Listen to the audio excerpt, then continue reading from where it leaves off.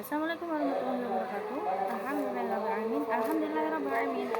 Wa bihi nasta'in wa ala muhammadin. Wassalatu wassalamu ala asyrofil mursalin sayyidina wa maulana Muhammadin wa ala ali sayyidina Muhammad.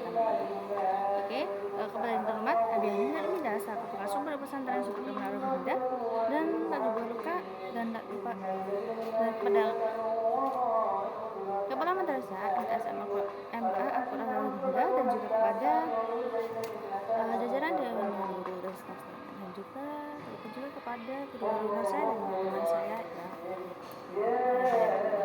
Oke, kali ini saya dan terlebih juga kepada Miss Iza selaku pengampu pelajaran biologi. Oke, kali ini biologi, pelajaran biologi itu mempersatukan tentang bab komponen ekosistem part 1. Komponen ekosistem part 1 ini itu ada abiotik dan biotik, ada interaksi antar komponen. Nah, oke. Jadi komponen abiotik. Nah, kalian tahu tidak komponen abiotik itu apa? Nah, komponen abiotik itu adalah komponen fisik dan kimiawi yang terdapat pada suatu ekosistem sebagai medium atau substrat untuk berlangsungnya udara, air, tanah, garam, mineral, suhu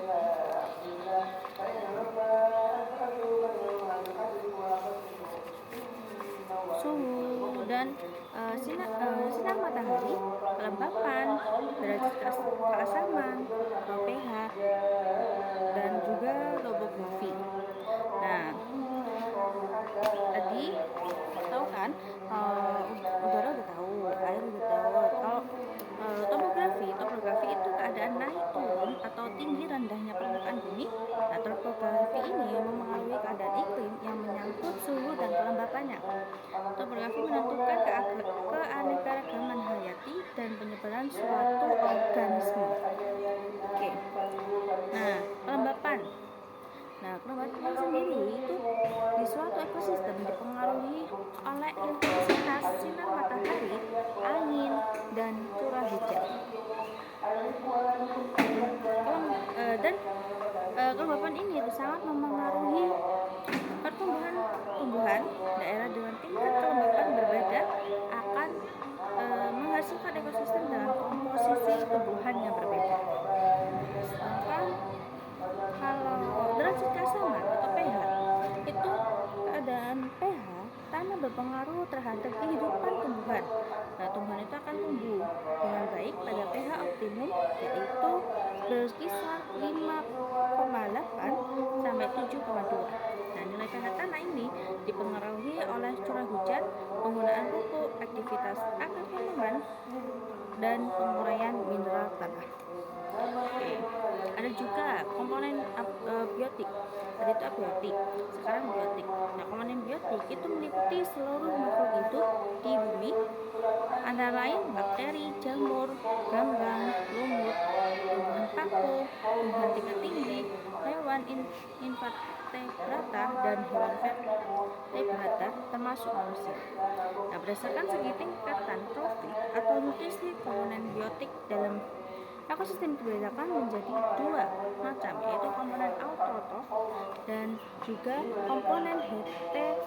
Nah, komponen autotrof itu organisme uniseluler ataupun multiseluler yang memiliki klorofil sehingga dapat melakukan proses fotosintesis. Nah, misalnya itu fitoplankton, ganggang, terus tumbuhan lumut,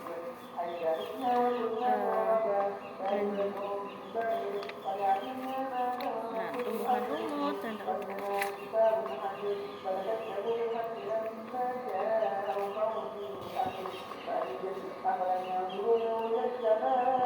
tumbuhan paku dan tumbuhan berbiji. Nah, dari hasil fotosintesis itu dihasilkan karbohidrat dan oksigen. Nah, organisme autotrof itu merupakan produsen utama dalam ekosistem.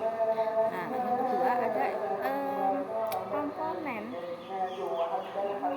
heterotrof. Nah, komponen heterotrof itu organisme yang dalam hidupnya itu selalu memanfaatkan bahan organik yang disediakan oleh organisme lain sebagai bahan makanannya.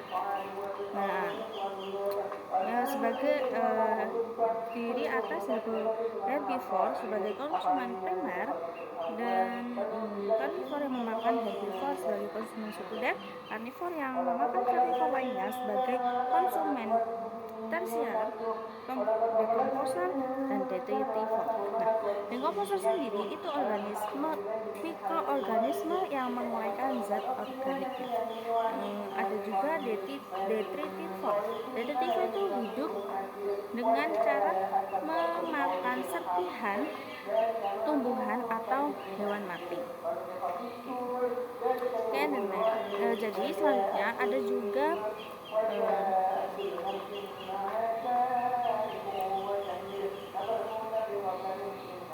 interaksi antar komponen. Interaksi antar komponen itu ada interaksi antar spesies, yaitu organisme tidak dapat hidup sendiri melainkan harus berkelompok menempati suatu ruang.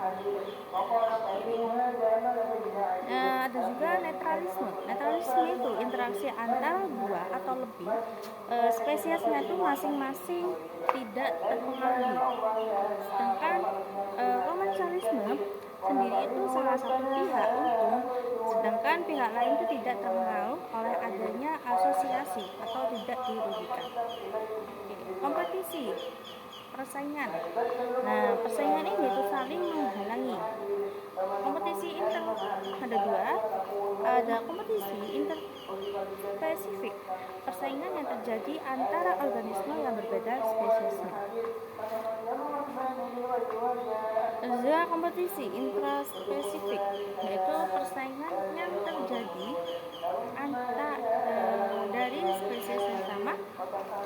Nah, yang terakhir amensalisme, yang berakibat salah satu pihak itu dirugikan, sedangkan pihak lain tidak terpengaruh oleh adanya asosiasi atau tidak berakibat apa? Adanya asosiasi atau tidak berakibat apa? Oke, saya cukup bersingkat ya kali ini. Mohon maaf bila kurangnya, saya juga masih belajar. Semoga bila kamu tidak paham. Oke, selalu ikuti akun YouTube ini. Dari saya, terima kasih. Wassalamualaikum warahmatullahi wabarakatuh.